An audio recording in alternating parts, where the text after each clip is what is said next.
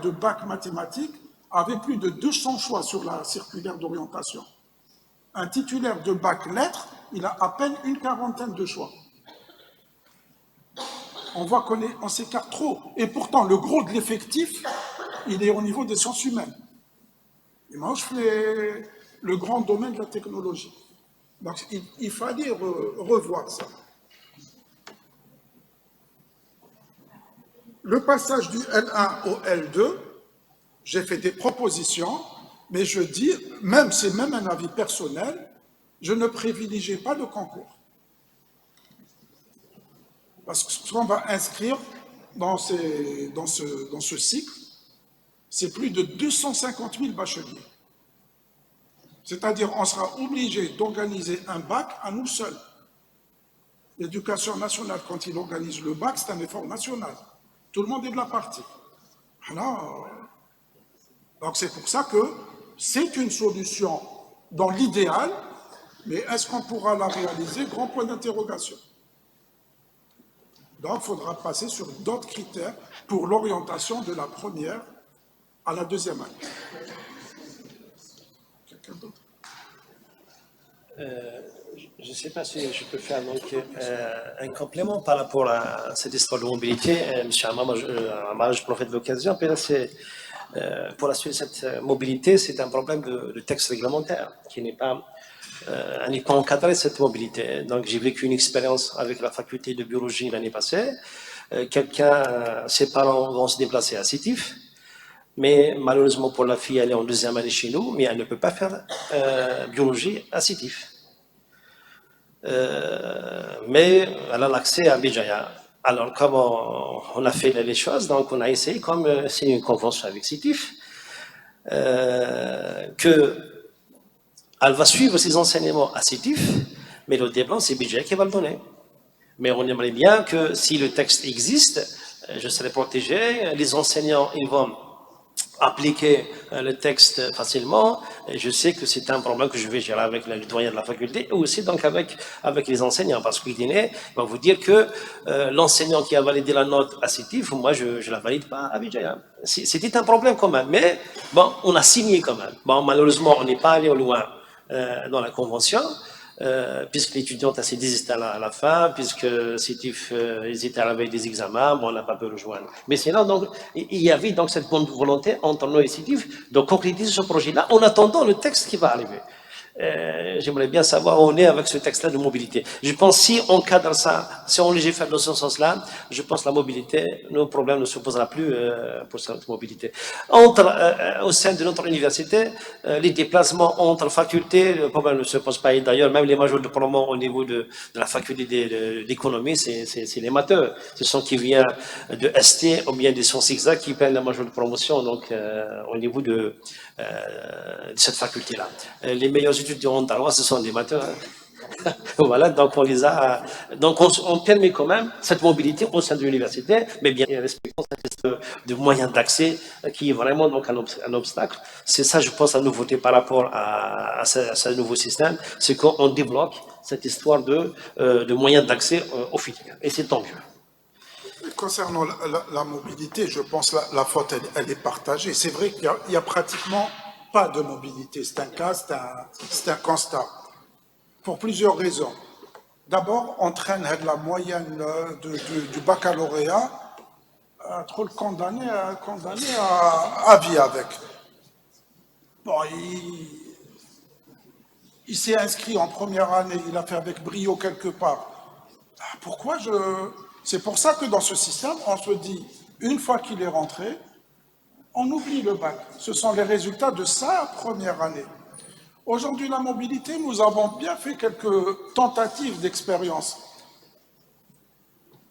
Des mobilités d'étudiants, un enseignant, il a été évalué dans telle université, par tel enseignant, ou on a validé l'eau. Bon, il y a aussi des mentalités à changer. Bon, le texte est là, mais les mentalités, mais elles sont figées. Bon, j'espère que si on arrive avec ces grands domaines à changer les choses, que le problème de la mobilité va quelque peu être atténué.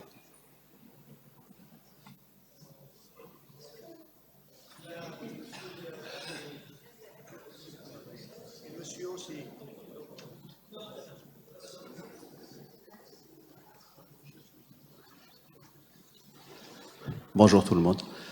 Docteur Ben Ousmane, chef de département STAPS. Donc mon intervention va directement vers des éclaircissements que je vais vous demander par rapport à cette spécialité qui est le sport. D'abord, qu'est-ce que vous appelez par parcours professionnalisant dans le sport?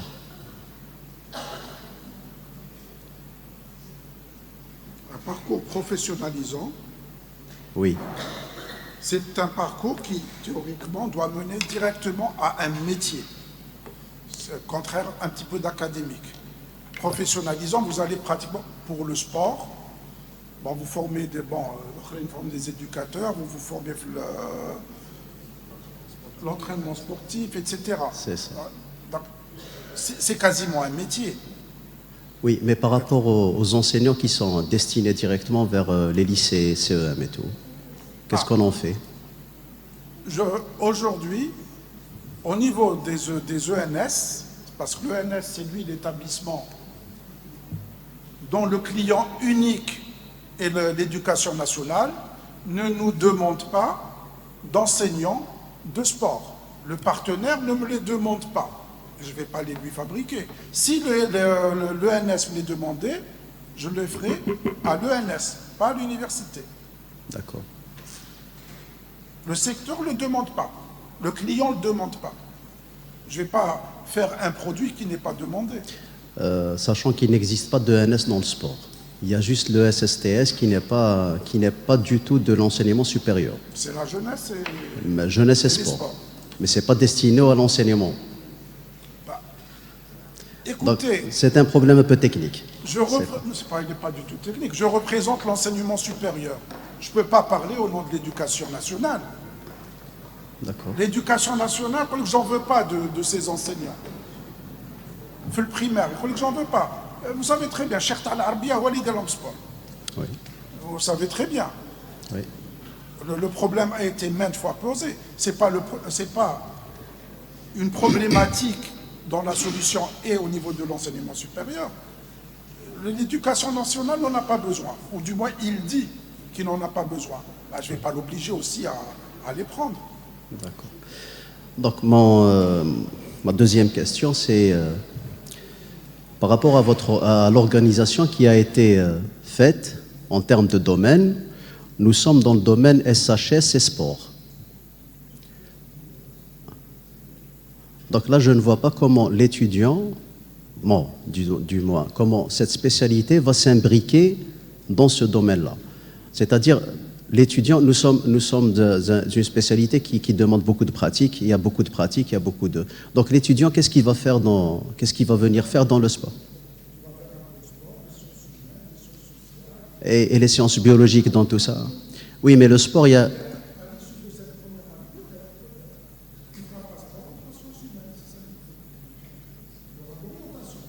Oui. Oui. Et les athlètes d'élite qui sont directement orientés. C'est un autre domaine. D'accord. D'accord. Juste pour la filière. Donc, vous avez appelé la filière sport. Donc, généralement, tout ce qui se fait à l'étranger, c'est sciences du sport. Sports Sciences. Bon, c'est juste une remarque. Oui. Donc, les sciences biologiques, nous avons plusieurs modules qui touchent beaucoup plus les sciences biologiques. Physiologie du sport, biochimie, biomécanique, etc. Donc ça, c'est quand même particulier au sport. Et ça ne va pas du tout avec l'esprit sciences humaines et sociales. Donc je ne sais pas si... architecture. Oui, mais la première année, l'étudiant qui vient vers nous. D'accord.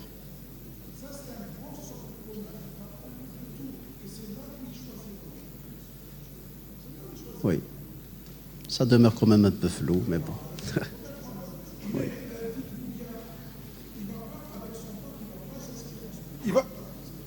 Avec son bac, il ne va pas s'inscrire en sport. Il va s'inscrire dans le grand domaine. Oui, oui. Bah, après, s'il veut faire du sport sur sa fiche de vœux, bah, il mettra sport en premier, en gras et en souligné. D'accord. Bon, juste une dernière question. Oui. Oui, bon, bien, C'est ça. bien sûr. Généralement, bien sûr. c'est des gens qui ont un passé déjà dans Non, le sport. qui n'a pas de problème. C'est ça. Oui, il a raison, non, bien sûr. Ça, Oui. ce sera l'une des conditions. Ben oui, Voilà, c'est ça. c'est sûr, parce qu'ils ont des spécificités. Exactement. C'est normal. Bon, juste une dernière question par rapport aux pôles, les pôles universitaires. Maintenant, quand on parle de pôles universitaires, est-ce qu'il y a lieu de délocaliser des spécialités vers des pôles? Pourquoi pas on peut l'imaginer. Mais au lieu de parler de délocaliser, je préfère parler de mobilité. Des enseignants. Un enseignant de sport à Abjaya, il peut faire donner son cours à ces types s'ils ont le STAPS. Oui. Dans le cadre du pôle. Oui, oui. Pourquoi je vais délocaliser? Maintenant, si c'est nécessaire, Oui. bon, ça il faut voir, c'est entre les deux établissements. Il y a aussi des projets d'établissement. Il y a le pôle, mais à l'intérieur, les établissements ne perdent pas leur individualité. Bon, ce que je veux dire, c'est qu'il y a une... on parle beaucoup plus de fermeture de départements, etc. Donc je voulais savoir si c'est vraiment fondé ou pas. Je ne parle pas de fermeture de département, je parle de reconfiguration. Tout à l'heure, j'ai pris le cas de droit et d'économie. Oui. Ah, c'est sûr, bon, peut-être les premières années, ça ne va pas se faire ressentir, mais si c'est mis en marche au bout de quelques temps, vous allez sentir la nécessité de vous réorganiser. D'accord. J'allais dire fatalement. Oui. Merci beaucoup.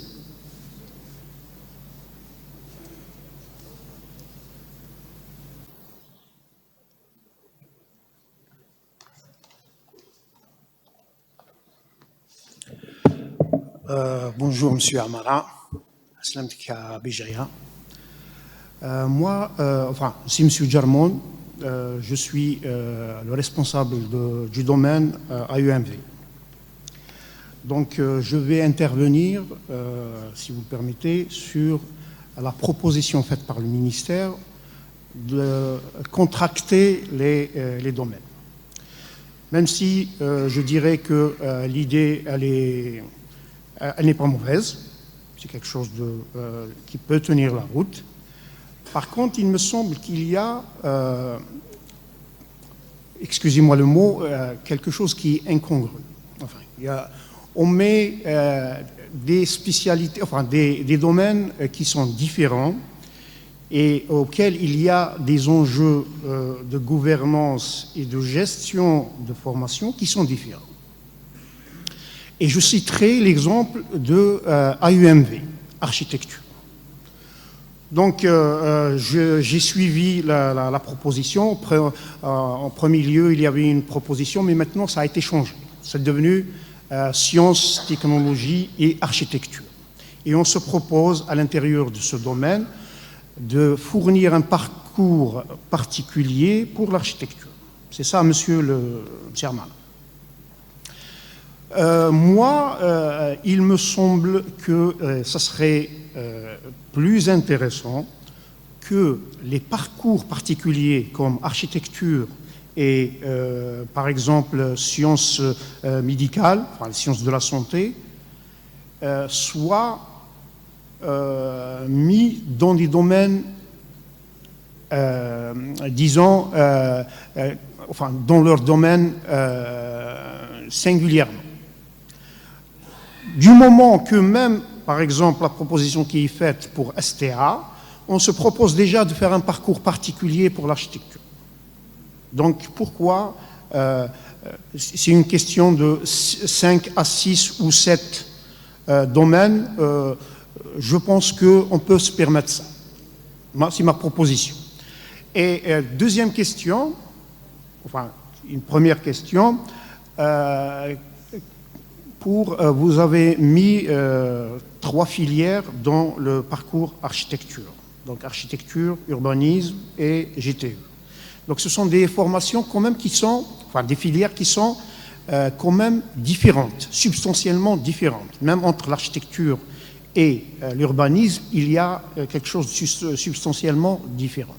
Donc Si j'imagine bien, quand vous faites un parcours, il y a une première année, un tronc commun qui sera mis peut-être en place, et j'imagine mal comment l'organiser. Une autre réflexion, si vous me permettez, c'est que, pourquoi j'ai dit il faut que ce soit un parcours ou un domaine organisé de manière singulière, parce que quand on met des domaines un peu plus ou moins différents, dans le cas de l'architecture toujours, nous avons des parcours de formation qui seront gérés par une institution, disons une faculté. Hein. Et quelquefois, je parle toujours d'architecture, nous avons un parcours de formation qui nécessite beaucoup de sorties et que, par exemple, dans notre département, enfin notre faculté de technologie, peut-être d'autres départements ne voient pas ça enfin, on se dit peut-être que l'architecture, elle demande trop de moyens que eux, par exemple. Enfin, je parle comme ça. Hein. Donc, si on fait des parcours de formation homogènes qui ont une logique, disons, qui est une logique de gestion administrative particulière, c'est plus facile d'en faire la gouvernance. Voilà, je vous remercie et je vous remercie pour votre présentation qui a été bien claire. Et je vous remercie. Donc, que ce soit le parcours d'architecte ou le parcours autre, comme la médecine ou traduction, bon, vous avez bien vu que par rapport à ces parcours-là, qui sont assez spécifiques, et aussi parfois on est tenu par l'ordre professionnel, qu'on a pris soin de les mettre, je ne dirais pas à côté, mais de leur réserver, disons, un couloir. Bon, je ne vois pas en quoi ça gêne. Un étudiant qui opte et qui a la moyenne qu'il faut pour s'inscrire en architecture, d'aller faire ces 5 années d'entrée. Pour ce qui en est des autres, ceux qui sont de l'urbanisme, etc., je ne vois pas non plus pourquoi je lui ferai un parcours à part.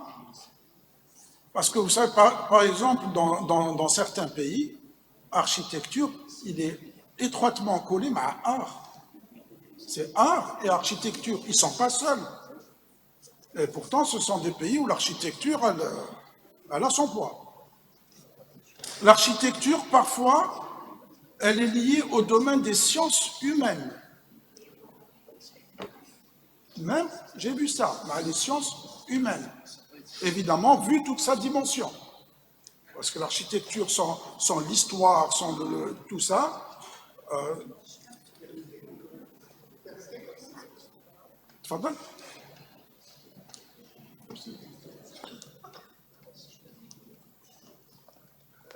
Je vous remercie, M. Amara, vous me tendez une perche. C'est vrai que l'architecture, avant tout, c'est l'art, c'est un art, c'est le premier art. Donc, l'organisation de l'architecture, peut-être que si elle était associée à l'art, ça pourrait avoir une signification. Voilà. Je vous pose une question, vous me répondez en tant qu'enseignant. Comment? Je vous pose une question. Oui. Vous me répondez en tant qu'enseignant. Volontiers. Est-ce qu'un titulaire d'un bac lettres, architecture? Bon, il y a... Non, excusez-moi, oui. Dans l'architecture, il y a une dimension artistique très importante, excusez-moi. Répondez-moi en binaire, parce que... Est-ce qu'un titulaire bac sciences de gestion, un titulaire bac lettres, un titulaire bac langue étrangère, vous lui permettrez de faire architecture? Parce qu'avec tout ça, on a fait gaffe à l'homogénéité des bacs. Si je n'ai pas mis architecture avec art, parce qu'art, il y a la bac lettres. Oui, j'imagine, oui. Donc il y a toute une organisation derrière. Ça a été bien réfléchi, monsieur. Non, oui, vous avez raison. On a besoin en architecture d'un background, un minimum d'un background scientifique sur la géométrie, sur les mathématiques, ainsi de suite, qu'il est indispensable d'avoir pour faire le métier d'architecte.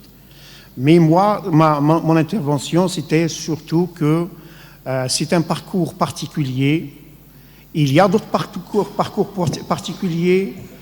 Pourquoi ne pas en faire des domaines à part entière? Moi, ça ne nécessite pas un domaine. Voilà, il a son parcours, son couloir. Je ne vois pas la nécessité de créer un parcours architecture, enfin un domaine architecture, un domaine traduction, un domaine médecine, un domaine médecine dentaire. Je reviendrai facilement à mes 15 domaines. Madame Nawed. Bon, de toute manière, ce que nous attendons aussi, si vous le permettez, que sur un autre niveau, que les CPND soient consultés avant de prendre les décisions. Ils sont consultés. Voilà. Et je vous remercie. Madame Kachnora. Madame.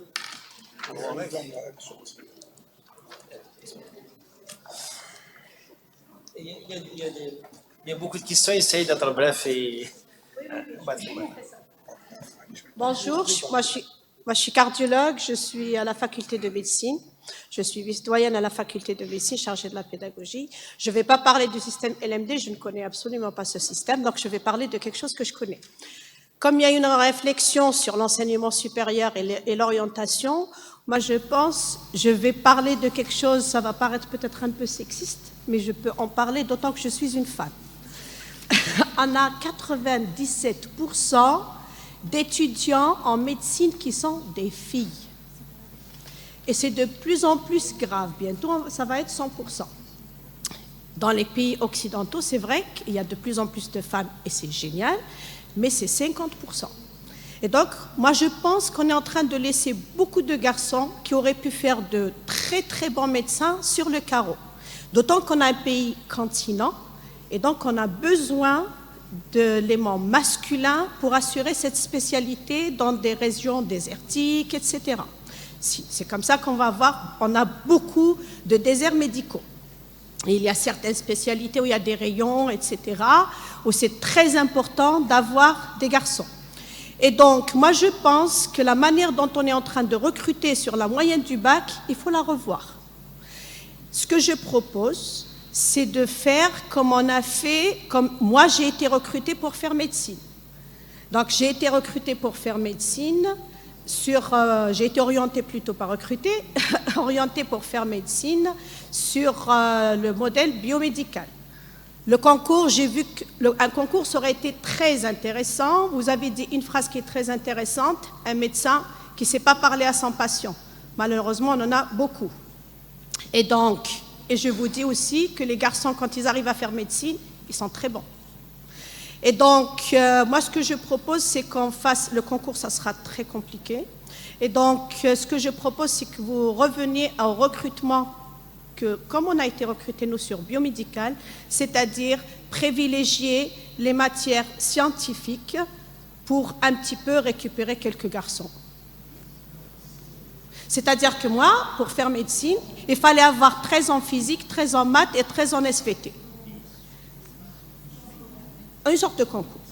En plus d'une note du bac, il fallait avoir une note du bac X. Une fois qu'on a recruté dans ce pool-là, on met uniquement les gens qui ont sciences physiques et maths. On récupérera des matheux. Parce que en ce moment, on est en train de les laisser sur le carreau et c'est vraiment dommage. Et si c'est un concours, comment vous le voyez? Par faculté? Comme un concours, je vais vous dire par exemple. Par faculté de B, par exemple, déjà il y a des ou bien donc c'est un concours régional ou national? Le concours a existé dans l'histoire de l'orientation en médecine en Algérie. En 98, ils ont fait un test avec les sciences. Moi, j'ai une sœur qui a passé le concours, je ne me rappelle plus c'est quand, et c'était un concours 3 régions. Donc Est, Centre et Ouest. Il y a eu un concours, il a eu lieu à Babzouar par exemple pour tout le centre, et Et c'est comme ça qu'on a recruté, qu'on a orienté de manière plus logique, parce que la 97%, ça ne peut pas continuer comme ça. Merci beaucoup. Oui, donc par rapport à ça, la féminisation de l'université, vous savez déjà à la source, 66% des bacheliers, c'est des bachelières. Travaillent mieux que les garçons. En bas, à l'intérieur, quand vous faites le tri, les meilleurs moyens seront encore les filles, qui ont les meilleures moyennes. Bon, maintenant, revenir... On peut continuer à avoir 100% d'un seul sexe. S'il y avait que 100% des garçons, j'aurais fait la même réflexion. Mais c'est plus grave, on va vers 100% de féminisation à l'université, mais je serai en médecine. Il y a des facs où c'est carrément la féminisation à 100%. Hein. C'est un phénomène de société, les filles sont plus portées sur les études pour des raisons sociétales qu'on connaît tous. Qu'est-ce que je veux dire? C'est la meilleure classée, c'est parce que vous êtes une fille. J'en ai pas le droit. Maintenant, revenir à un concours, c'est à discuter, c'est à proposer. Et bon, peut-être, est-ce que le bac, ce serait le seul accès? Est-ce qu'on ne peut pas réfléchir à un autre mécanisme? Peut-être, donc toutes les idées sont les bienvenues. Je pense qu'il faut engager la réflexion. Oui, pourquoi n'accéder qu'avec le bac? Parce qu'on a un pays continent. Oui, je reposerai. Pourquoi accéder qu'avec un bon bac? C'est sûr qu'il faut avoir le bac, ça c'est sûr. Mais pourquoi qu'avec une excellente moyenne au bac?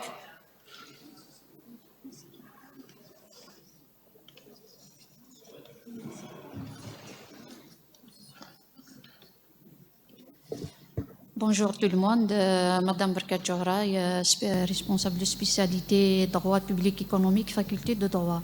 Donc moi je reviens sur le bac et la moyenne du bac comme indicateur important dans l'orientation de l'étudiant. Vous avez tout à l'heure évoqué ce point en disant que le bac, c'est pas vraiment, la moyenne du bac n'est pas vraiment un indicateur important pour l'orientation de l'étudiant. Dis pas qu'il est important, c'est le seul dont on dispose. Oui. J'ai rien d'autre. Oui. Et le bac, c'est 5 jours de la vie de l'élève. Oui, tout à fait. Donc moi, je veux insister sur 2 points. La moyenne du bac et l'orientation et la spécialité du bac. Je démarre toujours par rapport à la faculté de droit et sciences politiques, en retenant toujours des exemples vivants. Par exemple, quand vous disiez on va opter au système de domaine pour la spécialisation, par exemple droit, économie et tout, je me pose toujours la question, à quoi ça va servir un bac lettres et philo pour un juriste? Surtout avec l'évolution des modules, la propriété intellectuelle, à quoi ça va servir bac et lettres pour un étudiant destiné à travailler notaire, à travailler juge, à travailler un conseiller dans une entreprise économique dans différentes branches. Donc, s'il y a vraiment important cette option de faire des domaines, donc on va se retrouver avec l'ancien problème. Ça veut dire on va accepter des étudiants bac et philo, par exemple lettres et philo, qui vont faire la première année tronc commun et qui n'ont pas les capacités de faire économie. Donc ça sera la même chose. Donc à chaque fois, l'orientation, le problème d'orientation, ça se pose toujours.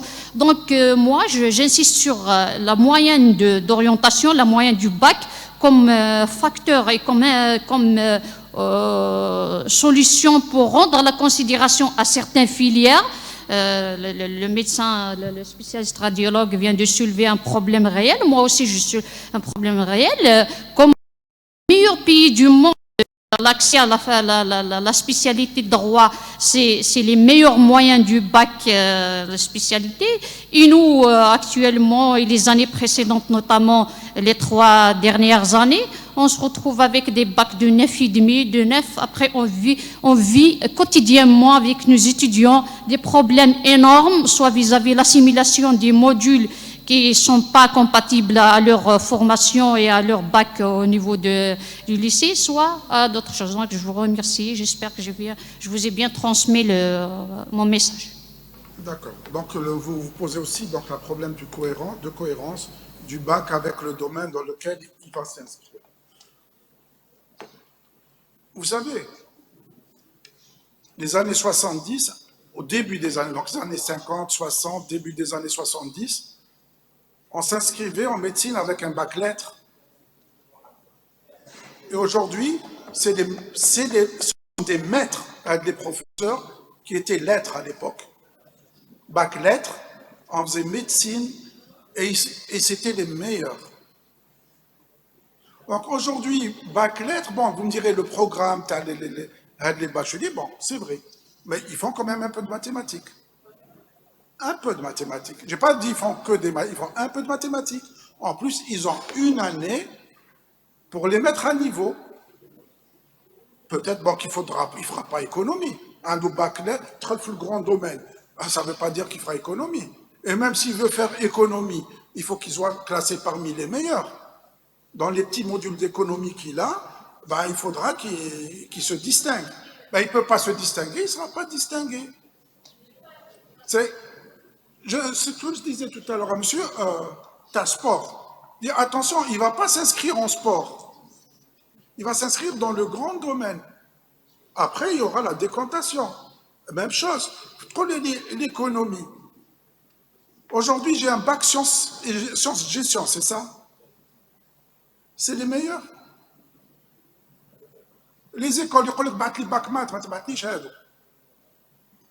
on les oblige parce qu'on doit les mettre dans la circulaire. Je regrette. C'est les bac maths qui réussissent le mieux. Et c'est les mauvais bac maths qui réussissent le mieux l'économie. Enfin, mauvais, à cause des résultats du bac. Hein. Mais, non, c'est pas, non, je fais l'histoire de sciences de gestion. C'est pas une exception, c'est général. C'est général. Mais moi, ce que je veux vous expliquer, c'est que le bachelier, il a bac lettres. Il va s'inscrire dans le grand domaine droit, sciences politiques et économie. Ben, qu'est-ce qu'il dit qu'il va vouloir faire économie? Je répète encore une fois, il ne va pas s'inscrire en économie, il va s'inscrire dans le grand domaine. Et il aura une année pour travailler. Maintenant, si malgré son bac lettres, il se casse t'as bac sciences de gestion, je ne vais pas lui dire vous ne faites pas. Je ne vais pas le condamner à vie quand même. Je l'ai condamné une fois. Voilà, encore une fois, il ne va pas s'inscrire dans la filière. Il va s'inscrire dans le grand domaine, que ce soit avec son bac gestion ou avec son bac lettres. Et à l'intérieur, vous aurez même des bacs techniques mathématiques. Hein, parce qu'ils ont le droit de s'inscrire en droit, en sciences politiques et en gestion.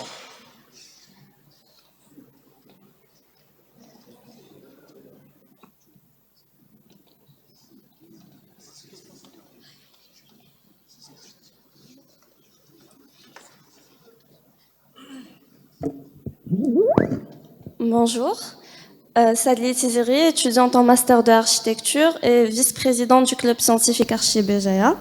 Donc tout d'abord, je vous remercie pour votre présentation. Et moi, je voudrais parler du problème qui se poserait si on se mettait dans la peau d'un bachelier. Oui, justement. Alors, moi, étant étudiante et étant donné le fait que je suis passée par là il n'y a pas très longtemps, oui. La question que je me pose, si moi, par exemple, aujourd'hui, je suis titulaire d'un bac, est-ce que j'ai réellement envie de refaire mes preuves une deuxième fois? C'est-à-dire que j'ai passé une année à travailler pour faire mes preuves, pour avoir un bac, notamment une bonne moyenne, pour pouvoir faire ce que je veux. Je vais devoir me retrouver à refaire une autre année, recommencer de zéro, on va dire, pour refaire mes preuves, pour pouvoir faire ce que j'ai envie de faire au final. ce qui implique que je vais devoir étudier plusieurs modules de plusieurs spécialités. Qu'est-ce qui me garantit que je pourrai exceller dans toutes les spécialités afin d'être bien classée et de pouvoir faire mon choix? Si aujourd'hui je dois étudier des modules qui sont en relation avec les mathématiques, l'informatique et plusieurs autres modules, je pourrais peut-être avoir des bonnes moyennes dans un d'entre eux, mais pas dans tous les modules, ce qui va me faire descendre ma moyenne générale et peut-être me mettre en bas du classement. Donc du coup, je pense que ça ne va pas, ça reste mon humble avis, hein, mais ça ne va pas limiter le taux d'échec, mais le retarder d'une année.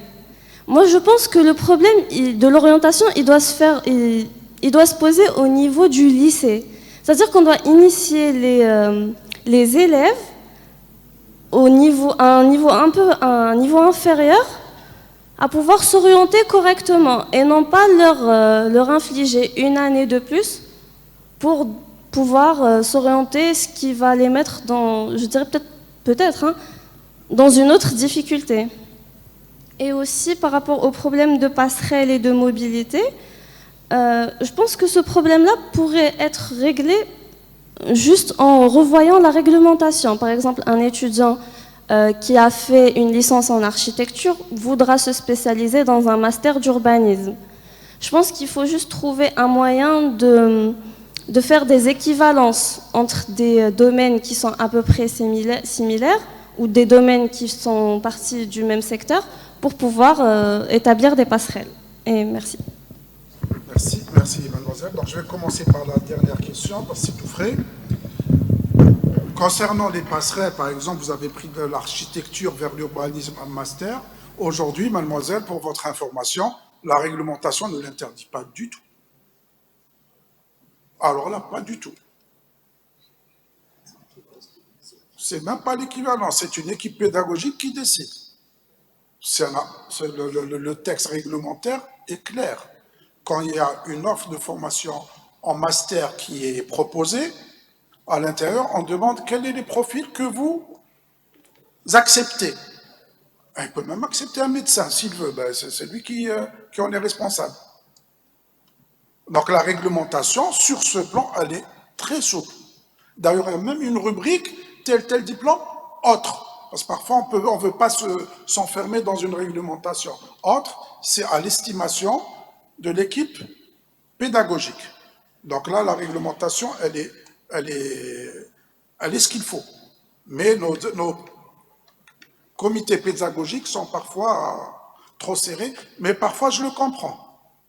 Parce qu'il y a un gros problème de place pédagogique. Ça aussi, on en souffre. Donc, on limite aux accès par les licences, disons, les phares, les plus importantes, les plus proches. Alors, l'orientation à partir du lycée, bon, le lycée, c'est pas chez nous, c'est chez les voisins. Donc, c'est pas manque d'avoir essayé, mais on a essayé plusieurs fois. Bon, mais ça passe pas. Nous, ce qu'on voudrait faire, c'est d'aller vers une orientation, enfin, sensibiliser à l'orientation dès la seconde. Et à mon avis, dès la seconde, c'est déjà un peu tard. Dans d'autres pays, c'est encore plus précoce. Pour essayer de réaliser cet objectif, nous avons mis au point des applications mobiles, téléchargeables, gratuites. À tout moment, le lycéen peut faire des simulations. Il peut savoir quelles sont les formations dispensées dans les différents établissements de l'enseignement supérieur. Mais on a fait des statistiques. Elle n'a pas été téléchargée plus de 1000 fois.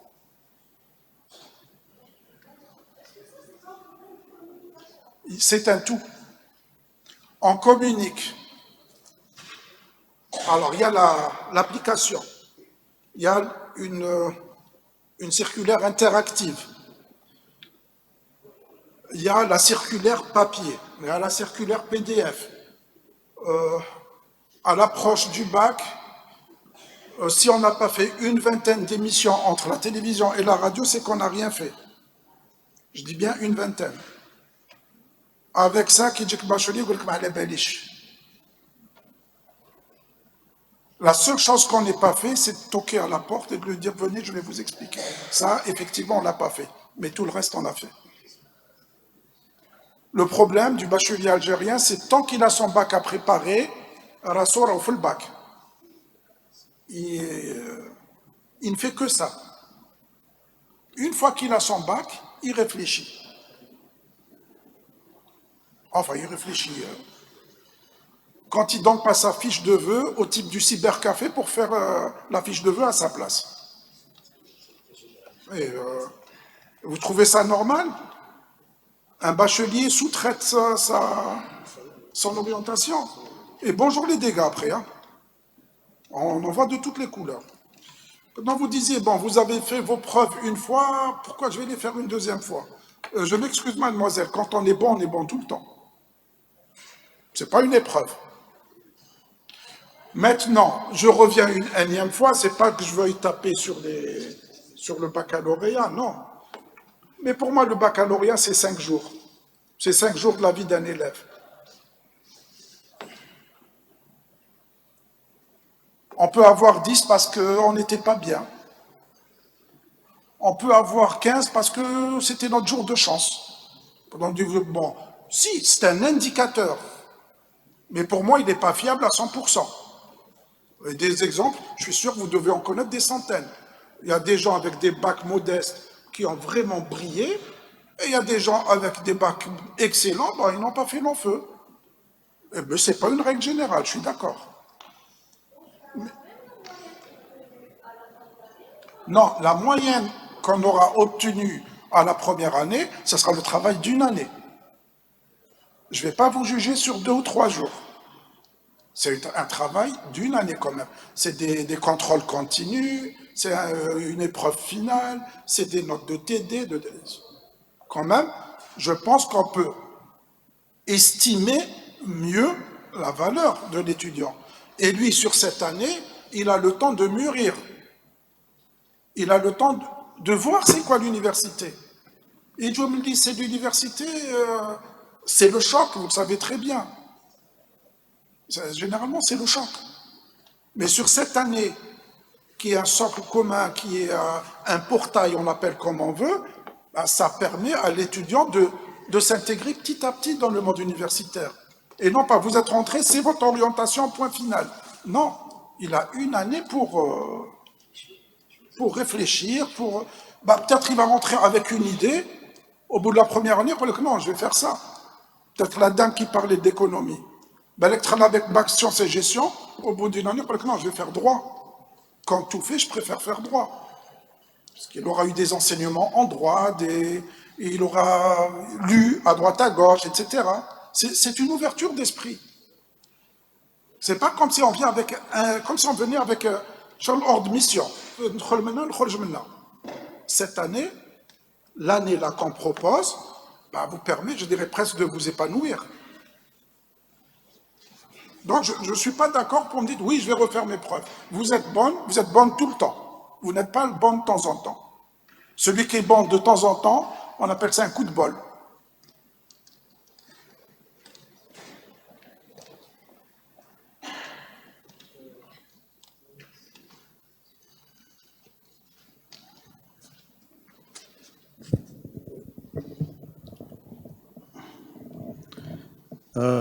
Donc en premier lieu, je tiens à souhaiter à M. Amara la bienvenue parmi nous et le remercier pour ces discussions et nous donner une chance en tant que qu'enseignant et étudiant de faire des propositions dans le but d'améliorer la pédagogie et la qualité de l'enseignement au sein de l'université algérienne d'une manière générale. Si vous le permettez, M. Amara, donc avant tout, je tiens à me présenter, je suis M. Mira Diwari. Je suis responsable d'un master professionnalisant qui s'intitule Management des établissements hôteliers. Si vous le permettez, j'ai 4 recommandations à faire par rapport à des problèmes cruciaux et épineux qu'on vit d'une manière quotidienne. Donc, le premier problème, c'est la démotivation et l'absentéisme des étudiants.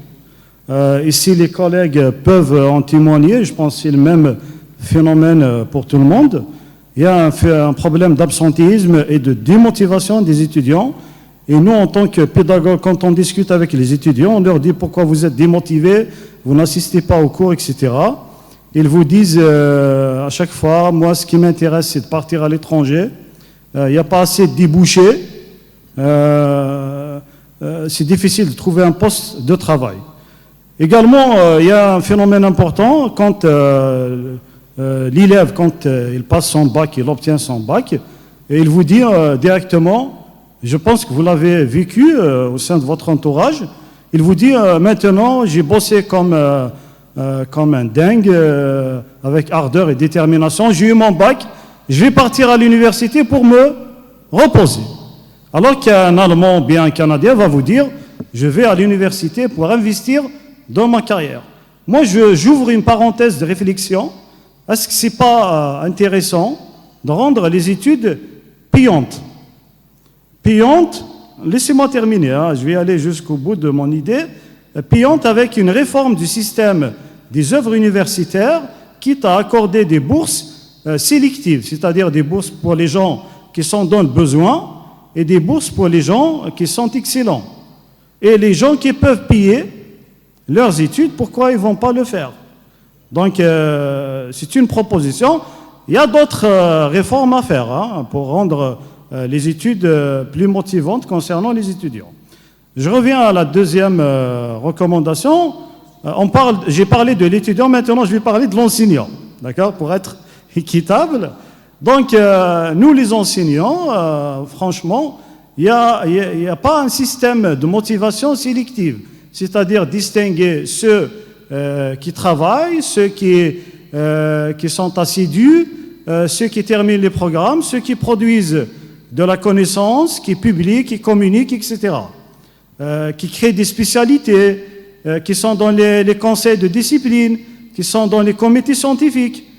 Pourquoi ne pas penser à un système de rémunération lié au rendement de l'enseignant dans tous les domaines, hein, qu'il soit pédagogique ou bien scientifique.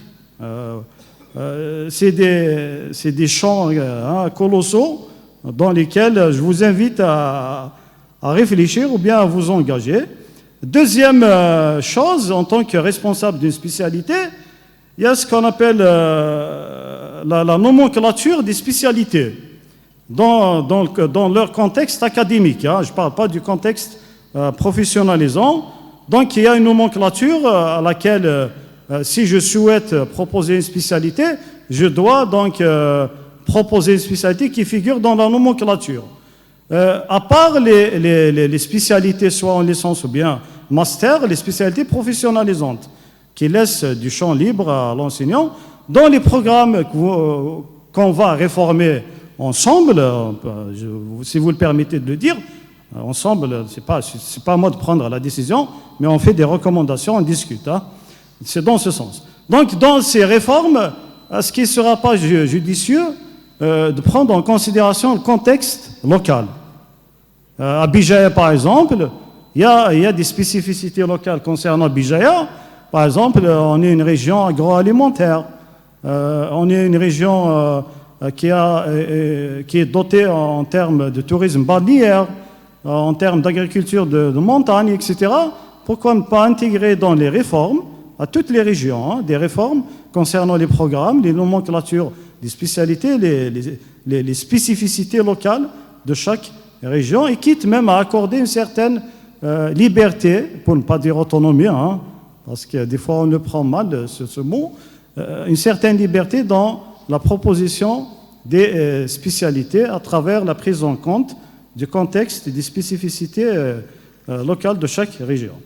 Je reviens également au problème que j'ai rencontré dans la gestion du master que je chapeaute. C'est un master professionnalisant. Donc on a besoin de professionnels qui vont venir du monde socio-économique pour enseigner, intervenir dans la spécialité. Personnellement, on a engagé 2 spécialistes et ils ont, à la fin du semestre, le dernier, je viens de discuter ce matin avec lui, je lui ai dit voilà, on aimerait bien renouveler l'expérience avec vous durant le 2e semestre. Il m'a dit, monsieur Miradir, c'est bon, j'arrête. Je lui ai dit pourquoi, il m'a dit c'est pas intéressant. C'est pas intéressant parce qu'ils ne sont pas rémunérés d'une manière à les motiver à venir enseigner. Je vais donner un chiffre, 170 dinars l'heure pour un enseignant vacataire. Donc j'avais travaillé pendant le premier semestre l'année passée avec un directeur d'hôtel. Le directeur d'hôtel, donc il a démontré son savoir-faire, ses compétences étaient avérées. Ses compétences étaient avérées. Il a travaillé un semestre, il a décidé d'arrêter parce que ce n'est pas motivant. Il abandonne son travail au sein de l'hôtel en tant que directeur de l'hôtel pour venir enseigner avec une rémunération qui n'est pas motivante et attractive. Merci et veuillez m'excuser pour mon franc-parler. Je suis fait comme ça, je vais droit au but, dans le but d'améliorer la qualité de l'enseignement supérieur. Merci à vous. D'accord, je vous remercie. Bon, j'essaie de répondre rapidement, parce que ce n'est pas vraiment dans le contexte. Concernant la démobilisation des étudiants et l'absentéisme, ben, vous avez une réglementation, il suffit de l'appliquer. Bon, maintenant, l'autre question qui se pose, c'est pourquoi il y a cette mobilisation? Ils veulent tous partir. Bon, est-ce que c'est Bon, ça, c'est un contexte national. Ça va de Tarf à Intimouchen, c'est pareil. Donc, vous connaissez très bien le problème. Maintenant, si les motivations sont autres, je poserai la question, pourquoi cet étudiant ne veut pas venir? Est-ce que le problème est au sein de l'enseignant? Ça aussi, il faut se poser la question. Donc, les raisons sont diverses. Et point de vue réglementation, il y a une réglementation claire et nette qui doit être appliquée. Rendre les études payantes, bon, pour rendre les études payantes, il faudra changer la Constitution, pardon, la Constitution. Sur un article, c'est dit que l'enseignement est gratuit en Algérie. On ne peut pas se faire payer. Peut-être c'est un petit peu le seul truc social qui nous reste. Bon, moi, personnellement, je pense qu'il faut le conserver. Sinon, on laissera beaucoup de gens sur la touche. Enfin, c'est un point de vue personnel.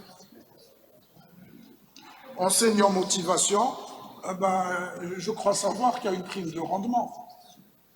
Théoriquement, si elle s'appelle prime, c'est qu'elle n'est pas systématiquement donnée. Si l'enseignant le minimum vital, c'est à son chef hiérarchique d'estimer ce qu'il doit lui accorder comme prime. Parce que non seulement tu as le salaire, une prime, et j'ajoute encore une prime. Mais il y a déjà une prime pour ça. Ça,